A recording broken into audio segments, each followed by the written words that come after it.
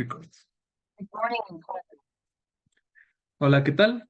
Nosotros vamos a empezar a dar una introducción hacia las ecuaciones diferenciales ordinarias.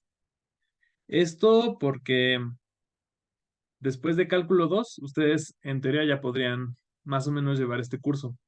Su curso lo tienen planeado para cuarto semestre, porque para algunos temas es importante también saber un poco de cálculo en varias variables, al menos cálculo diferencial. Si recuerdan, cálculo uno es cálculo diferencial en una variable, cálculo 2 es cálculo integral en una variable y cálculo 3 y 4 son diferencial e integral en varias variables, ¿no? Entonces, está bien colocado ecuaciones diferenciales ordinarias ahí, pero desde ahorita ya podemos empezar a ver parte de eso, ¿no?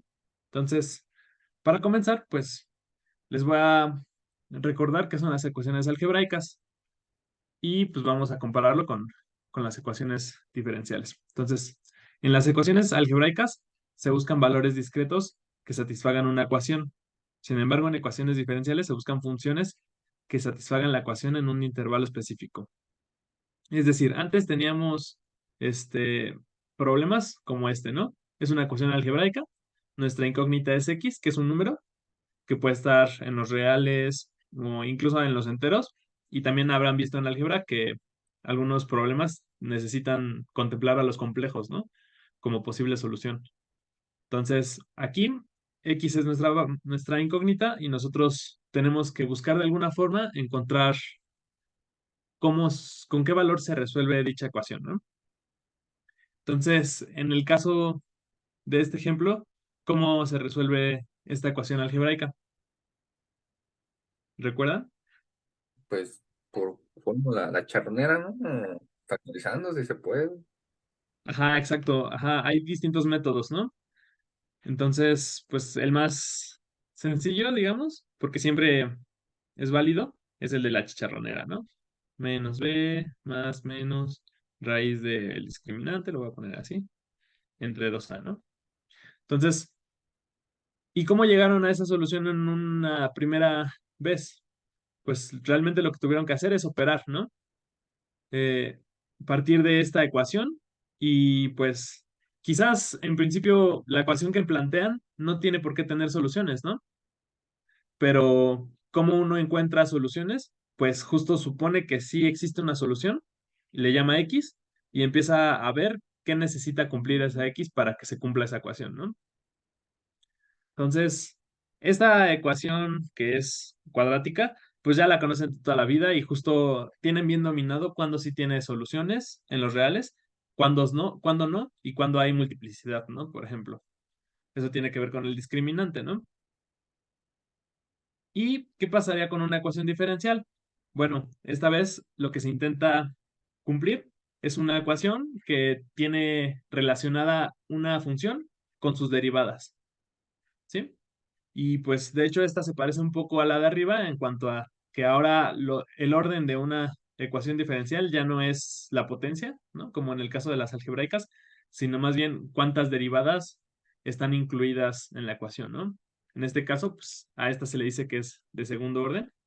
¿Por qué? Porque tiene derivadas hasta de segundo orden y además es lineal. Eso de lineal, pues justo les va a quedar más claro cuando lleven álgebra lineal y ya van a poder ver fácilmente cuando una operación es lineal, ¿no? Y en este caso tiene que ver con que a las derivadas solo se les está multiplicando por números constantes, digamos. Si tuviéramos por aquí un término así, y cuadrada, eso ya no es lineal. Lo lineal tiene que ver con que se vean de esta forma, ¿no?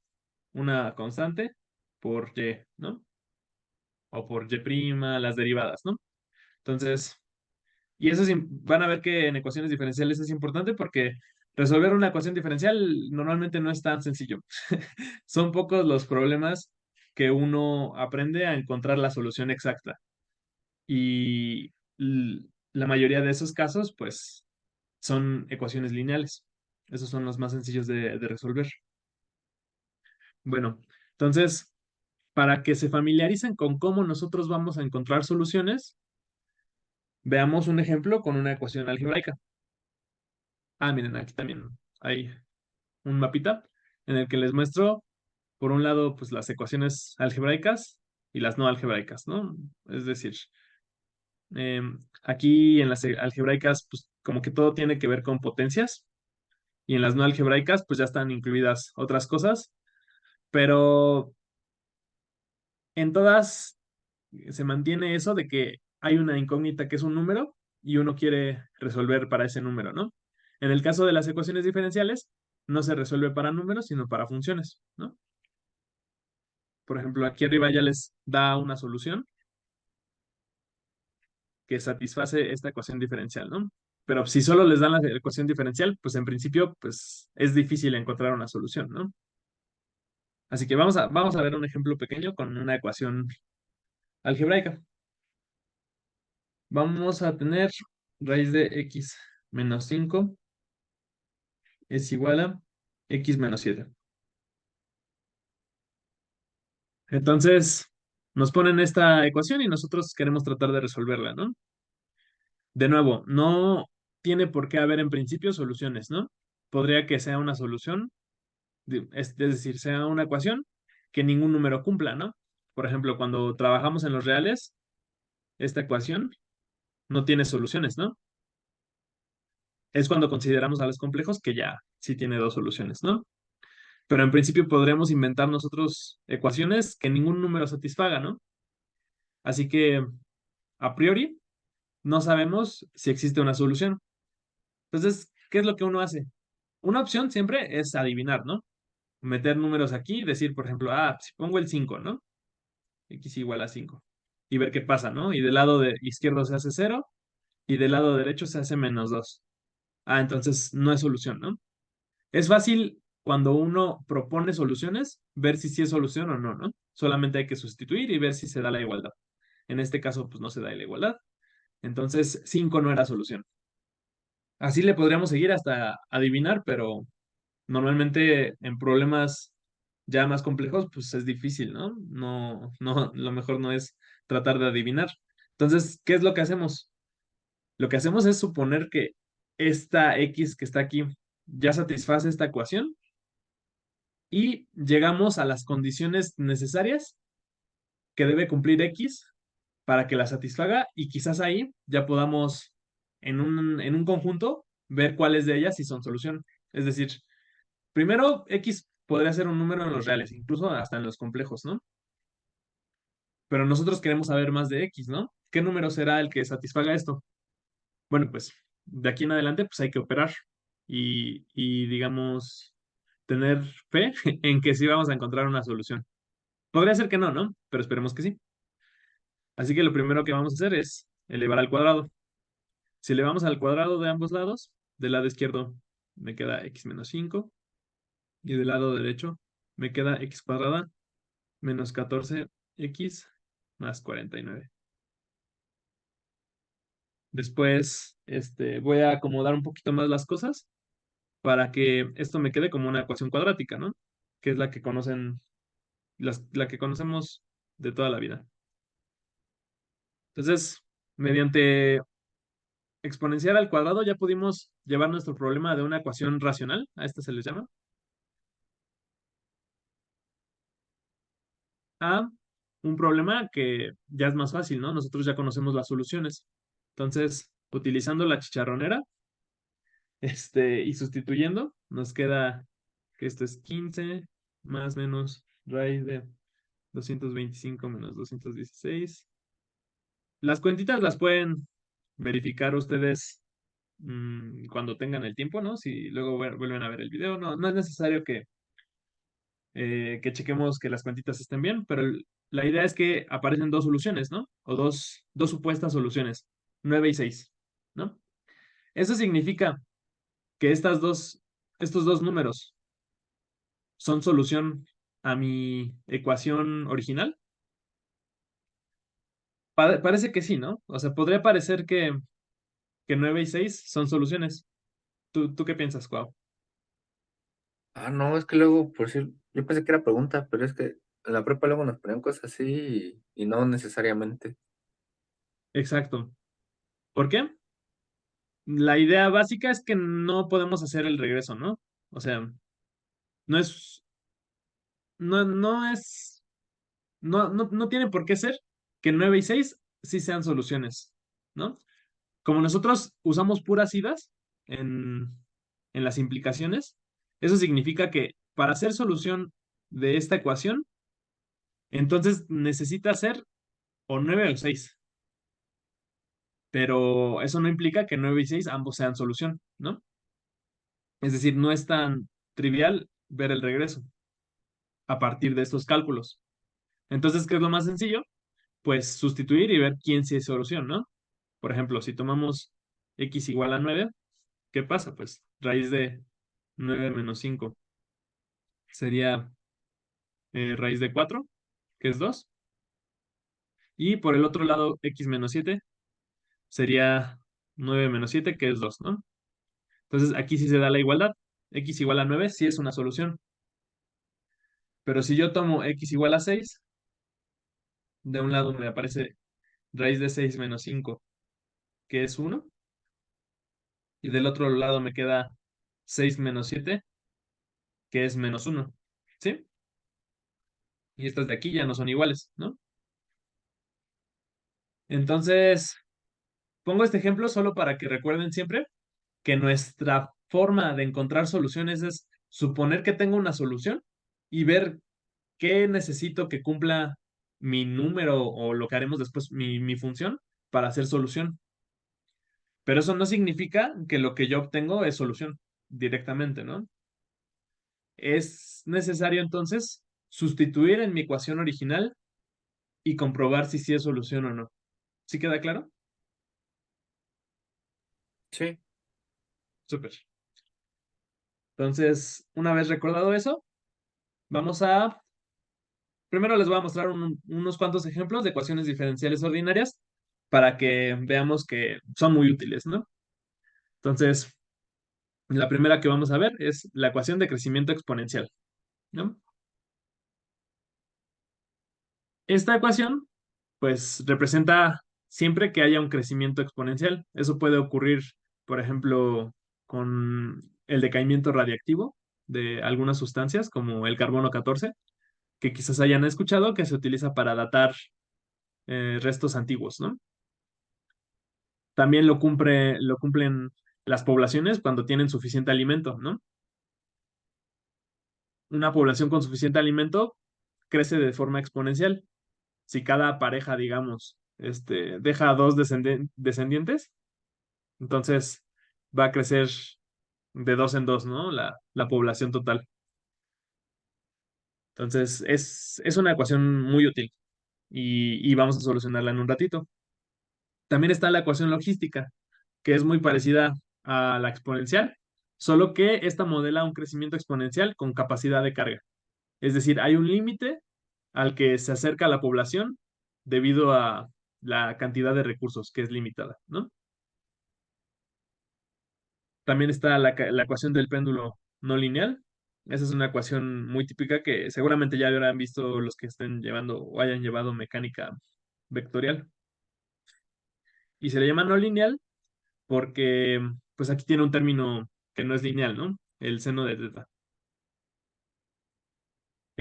Haciendo un poco spoiler, ¿para qué es importante justo que conozcan polinomios de Taylor?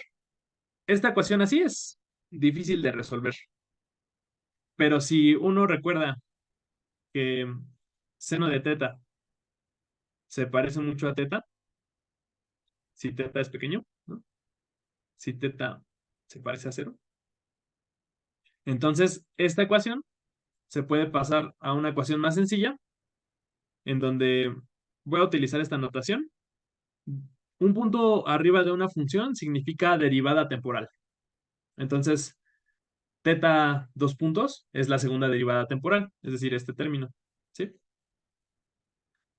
Más g entre L, L es la longitud del péndulo, por teta, ¿sí? Aquí lo que dice es la aproximación de Taylor, ¿no? Y esta ecuación ya es más sencilla de resolver. De hecho, se le llama eh, la ecuación de armónico simple, ¿no? El movimiento armónico simple.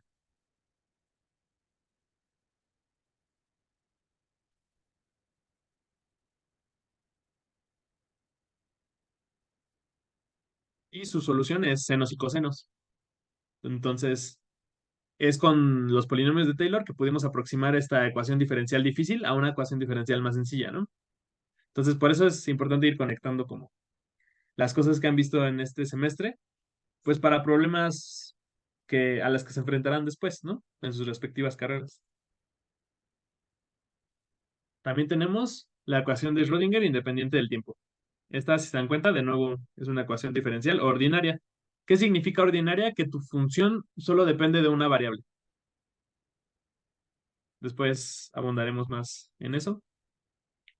Esta ecuación lo que describe es el comportamiento de partículas cuánticas. Ujú. En particular las estacionarias. Eso lo verán en mecánica cuántica. La ecuación de Lotka-Volterra lo que modela es una interacción presa-depredador, ¿no? Por ejemplo, lobos comiéndose a conejitos, ¿no?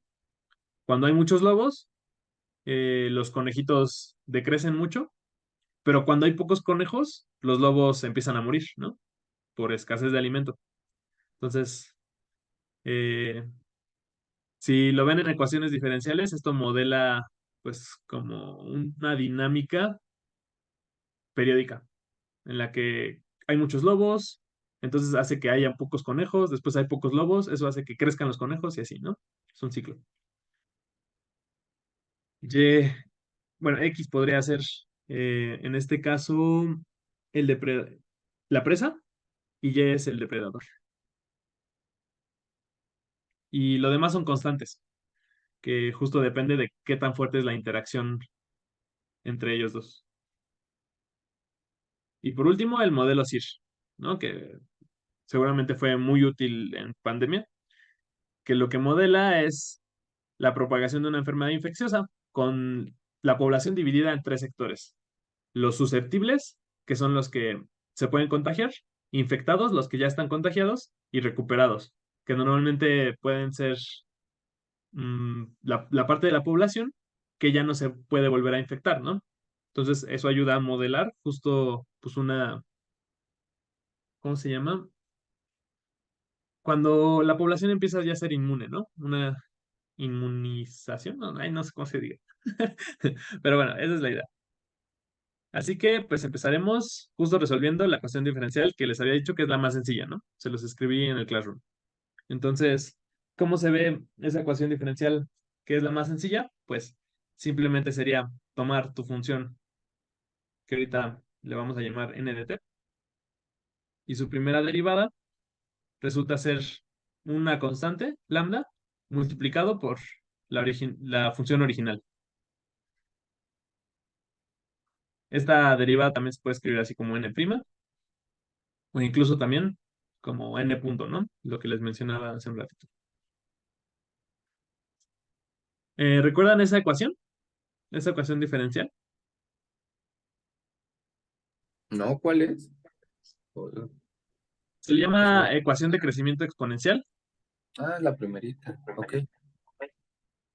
pero la vieron en el curso, solo que la vieron muy superficialmente.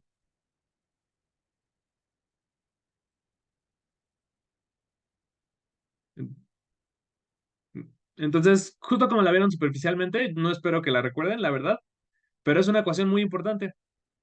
Después abondaremos en las aplicaciones, pero la idea es que nos presentan esta ecuación diferencial, que lo que voy a hacer es borrar las notaciones eh, que puse para que quede solo como una ecuación diferencial, ¿no? Es esta. Una función que al derivarla te da la función original multiplicada por una constante. Entonces, en principio no conocemos las soluciones, ¿no? De nuevo, podríamos intentar atinarle, pero lo ideal es mejor, a partir de esto, operar y tratar de hallar así cuál es la solución, ¿no?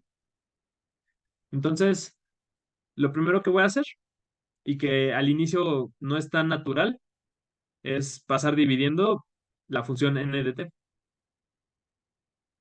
Aquí queda 1 entre n de t por n' de t igual a lambda. Ahora, cada que nosotros dividimos algo hay que tener cuidado con que no sea cero, ¿no? Entonces, lamentablemente, este paso ya nos restringe un poco. Nos pide que n de t sea distinto de cero para ese tiempo, ¿no?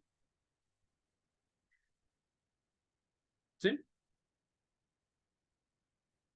Ahora, lo que vamos a hacer es notar que esto de aquí, n' de t, también se puede escribir en la notación de Leibniz para la derivada, como la diferencial de n entre dt, como una división tal cual, ¿no? ¿Sí? Entonces, ahorita van a ver por qué hago ese cambio de notación. Si yo integro de ambos lados, es una integral indefinida, ¿no? ¿Por qué? Ahorita no le voy a poner límites de integración. Entonces me queda esta función integrada, debe ser igual a la integral de lambda por dt. Del lado derecho es muy sencillo integrar, ¿no? Como lambda es una constante, entonces sale de la integral y parecería que no me queda nada aquí adentro, pero me queda un 1 multiplicando, ¿no? Entonces al integrar ese 1, pues ya me queda lambda por t más una constante, ¿no? Entonces recordarán esa fórmula, ¿no? Para la integración, la integral de una constante. Del lado izquierdo, pues es un poquito más complicado, ¿no? Entonces la pongo aquí. Y se ve feo, pero es por eso que puse la anotación de Leibniz. Parecería que si tomamos esto como una fracción, se cancela esto con esto, ¿no? ¿Sí?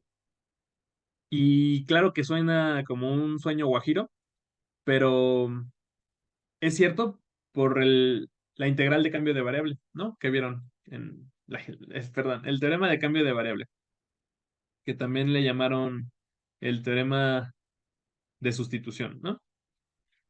Entonces, ¿qué es lo que nos dice ese teorema? Ah, pues tú tenías en original tu integrando dependiendo de t, pero lo que tomas es ahora una dependencia de n. Entonces, ahora esta integral pues se convierte en esto, la integral de 1 entre n por la diferencial de n. Eso es lo que dicen a grandes rasgos el teorema de cambio de variable. Ajá. Y ya Y al ahí final, pues podrías revisar. ¿Mande? el teorema de sustitución porque no lo veo, o sea, no veo, bueno, ves que siempre ponías la U, no la veo, ¿cómo usaste el teorema de sustitución? Bueno, el teorema de sustitución lo voy a escribir para integrales definidas. Dice normalmente esto. Si tú tienes una integral de una función f de, de y, le voy a poner de y empiezas desde una y1 a y2, eso es lo mismo que si tú agregas una dependencia distinta. Es decir, ahora lo haces de t1 a t2, de f, de y, de t, pero multiplicando por y' de t. Ujú. Entonces, eso es lo que dice el teorema de cambio de variable, que prácticamente justo uno la memoriza, porque esto de aquí es dy dt.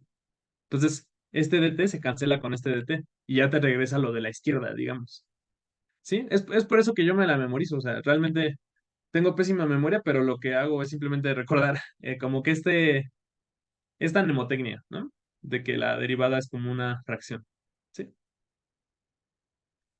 Y pues sería justo difícil hacer que todo embone para devolverme la igualdad de aquí arriba. Sin embargo, lo que justo quiero es que tengan esa habilidad de decir, ah, pues, yo sé por lo que he visto en mis cursos de cálculo, que esto de aquí se cancela con esto y ya, por el teorema de cambio de variable, me da lo de la derecha. ¿Sí? Entonces, esa es la idea. Evolucionar de lo que vieron en cálculo de una forma rigurosa y con una notación que es muy precisa, a una notación un poco menos rigurosa, pero que les hace hacer operaciones más fácilmente. ¿Sí? Y Ok, entonces la maravilla es que ahora esta integral pues es muy sencilla. Recordarán que esta es logaritmo natural de n, ¿no? Más una constante. El truco fue usar el cambio de variable para que ahora mi integral dependa de n, pero podría ser extraño, ¿no? Ahora tengo esta igualdad de aquí y esto depende de t, ¿no? Bueno, pues resulta que esto también depende de t, pero implícitamente, ¿no? Es decir, es mi función n la que sigue dependiendo de t, ¿no? Porque eso es lo que yo quiero encontrar. ¿Cómo depende la función n de la variable temporal? Pero ya me libré de las integrales. Ahora lo único que me queda es tomar. Si se dan cuenta, aquí puse dos constantes distintas. A esta le voy a poner C tilde y las puedo juntar en una sola constante. Es decir, paso esta constante C tilde hacia la derecha y me queda lambda de t más una constante k. Le cambié el nombre, ¿no? Esto de aquí realmente sería C menos C tilde, pero sigue siendo una constante a fin de cuentas, ¿no? Solamente le estoy cambiando el nombre. De nuevo, quizás al inicio no les parezca tan natural porque conviene cambiarle el nombre, pero es justo lo que planeo con estas clases, que se vayan familiarizando con este tipo de trucos y que no son trucos como que esconden cosas abajo de una alfombra, sino que más bien son solamente para hacer más simples las cosas. Ahora lo que hago es, tengo esta expresión, quiero despejar la función n de t. ¿Qué es lo que hago? Si recuerdan sus clases de cálculo 2, cómo puedo despejar del lado izquierdo a mi función? con la exponencial. Exacto, ¿no? La exponencial es la función inversa del logaritmo. Entonces, aplico la exponencial de ambos lados y me queda que n de t es igual a e a la lambda t más una constante, ¿cierto? De hecho, algo que también es importante señalar es que para yo escribir esto, mi función n de t debe ser positiva, ¿no? Entonces, eso podría hacernos sentir como que la estamos regando, ¿no?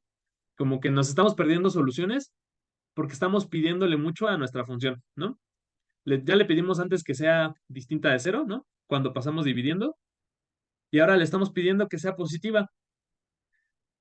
Lo importante es que avancemos esto, digamos, con calma, o sea, como sin miedo. Es como de, pues sí estamos pidiendo muchas cosas, pero al final vamos a llegar a una expresión que siempre podemos verificar si sí es solución o no. Entonces, ya llegamos a una de ellas, que sería esto, ¿no? Ahora, por la propiedad de las exponenciales, puedo reescribir esta expresión de esta forma. Y por último, a esta constante de aquí le llamo n0. ¿Por qué le llamo n0? Porque si se dan cuenta, teniendo apenas esto, y yo sustituyo para el tiempo t igual a cero, me, me sale que si yo tomo t igual a cero, entonces me queda e a la cero más k, y esto es e a la k. Entonces a esto se le llama la condición inicial. Así que lo que ocurre es que mi ecuación diferencial tiene muchas soluciones y para yo decidir una de ellas necesito utilizar la condición inicial. Es decir, ¿cuál era la condición de mi sistema cuando empieza el tiempo t igual a cero? Y así yo puedo ya saber toda su evolución. Ujú. Entonces, es por eso que a esta constante le llamo n0 y lo que representa, pues es justo la condición inicial. ¿Hasta aquí alguna duda?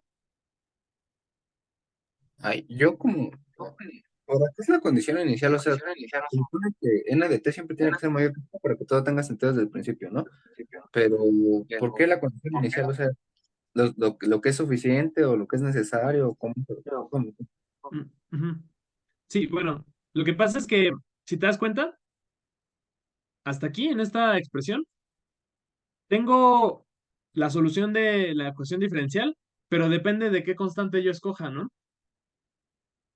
Entonces, realmente tengo toda una familia de soluciones, no solo es una función. Depende de a quién yo escojo como k, que me da una solución distinta. Si tomo k igual a cero, me da una. Si tomo k igual a 2, me da otra. Lambda ya está fijo, ¿no? Lambda es una constante que viene de nuestro problema desde el inicio, ¿no? Esta es una constante que tiene que ver más bien con la naturaleza de el comportamiento que estás tratando. Entonces, esa ya está fija desde el inicio. Pero lo que nunca estuvo fijo fue k, porque justo es algo que puede tener distintos valores y te da distintas soluciones. De hecho, entiendo muy bien tu pregunta y es una pregunta muy natural, ¿no? O sea, ¿qué es lo que me representa realmente la condición inicial? Y pues eso se puede averiguar muy bien graficando. Entonces, ahorita vamos a ver en la graficadora cómo, cómo se representa esto de la condición inicial y ahí ya va a ser mucho más claro, ¿vale?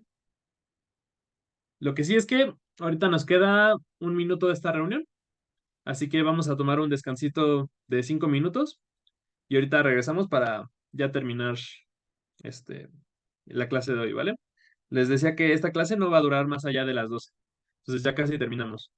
Nada más en 5 minutos regresamos y terminamos la clase. ¿Sí? Ok. Ah, en la misma liga, ¿va? Sí. Va. Entonces, vayan al bañito o a caminar. Ahorita volvemos.